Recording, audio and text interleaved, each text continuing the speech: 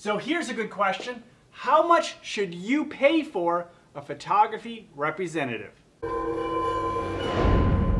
There are a number of ways you can approach photography representation. You can have a flat fee, a percentage, you can even have referral fees. And there's often a question, should you increase your rates if you have a representative? I'm going to answer those questions in this video. This channel is all about photography pricing and all the business elements that goes into making our photography business more profitable. Hiring a photography rep is a big decision and you need to be patient. Even a professional rep with good connections is going to need time to develop relationships and show your work. The thing is with a rep, you don't just hire a rep and forget it. You still need to be part of the process. But the question is, how do you compensate them? Now, if you're hiring your own homegrown rep, in other words, it's someone you know who you feel can sell, understands photography, whatever your reason, you want to bring them into the fold. You can give them a salary, especially if they have other duties besides just selling. Maybe they're just part of your overall photographic team. So an hourly rate or a salary is certainly a common sense way to approach that. Now, if this is a pure sales rep, you can do a combination of things. You can give a base pay plus commission, but in most cases, good reps will accept commission only. Now, what are the rates for commission only? Generally, they're between 20 and 30%. That's relatively standard. 25% is a standard rate from your fee, not your total, all of your expenses. They don't get a cut on your expenses unless there's a special deal worked out. Maybe there's some padding within some of the expenses. You can work all those details out. The easiest way is to base it off of your fee or your core profit centers. Now, let me share with you what I do with my rep. April, she's been with my company about 15 years. And actually, she used to hire me inside of an agency. She eventually left that agency and came on board with us.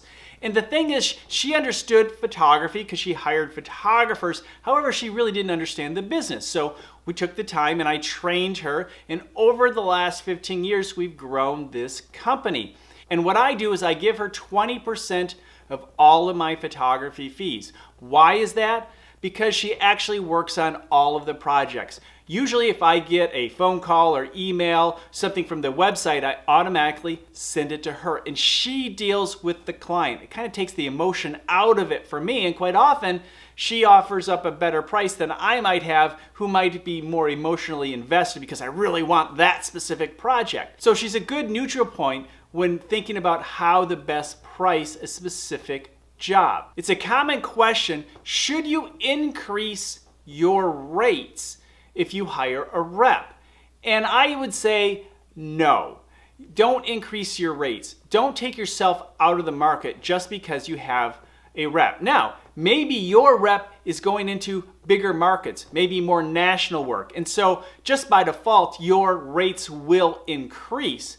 However, don't just increase them because you have a rep or pad your fees because you think you need to absorb that cost. Look, anything that the rep brings to you, in most cases, is bonus, is extra, stuff you wouldn't have had in the first place. So look at that as a good opportunity to bring in new revenue to the company, and don't get all caught up in how much profit you may or may not make with or without a rep. The chances are you wouldn't have had that job unless that rep went out there and found it for you. Of course, this leads me to another topic where sometimes photographers feel like, hey, we've had this client for a year and I'm doing most of the work. They call me. Why am I still paying the rep?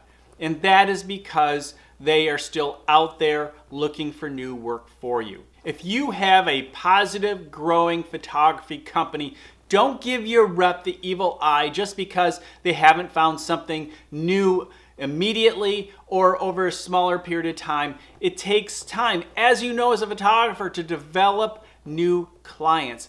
As long as you know that your rep is out there doing their job and trying, everything is okay. They're gonna find more work for you. As long as you're putting food on the table and they're not hurting your company, keep supporting your rep. This leads me to a conversation that I think is really important. Over time, sometimes photographers, and this is true with any business, start to look for ways to not pay their rep.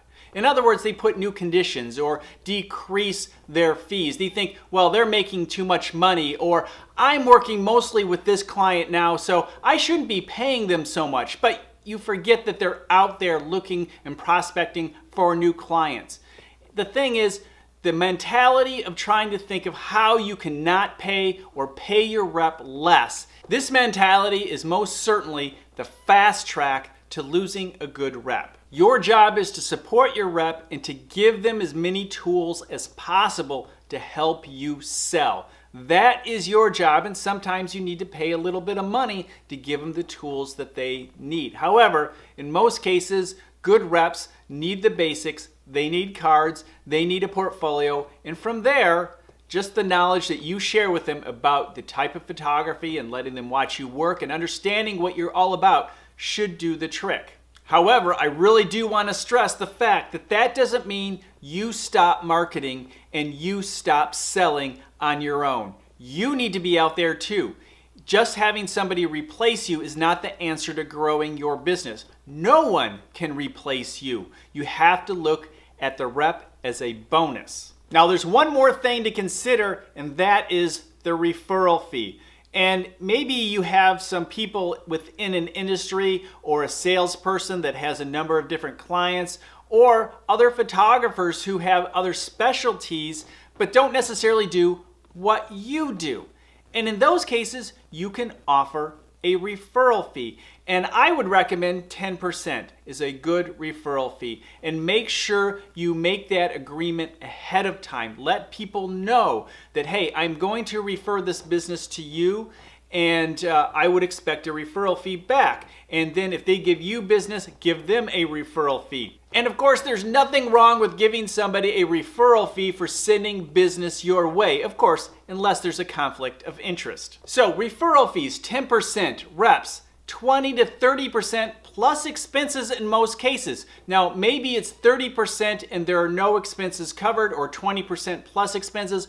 You can work out the details with your rep. If it's a local rep or national rep, you're going to have different expectations. Maybe a local rep, you'll expect smaller jobs, but more of them. A national rep may bring 1, 2, or 3 jobs a year, but they're really good jobs that pay a lot of bills. Communication is probably the most important thing when it comes to reps. Don't badger them, don't call them every day, but keep a good line of communication open. And one of the best way to do that is what I had talked about. Give them tools and information to help them better sell your services. So what's your experience with a rep? Let me know in the comments below. And of course, if you found this video valuable, make sure you like it, share it with your friends, and if you don't want to miss a future upload, be sure to subscribe.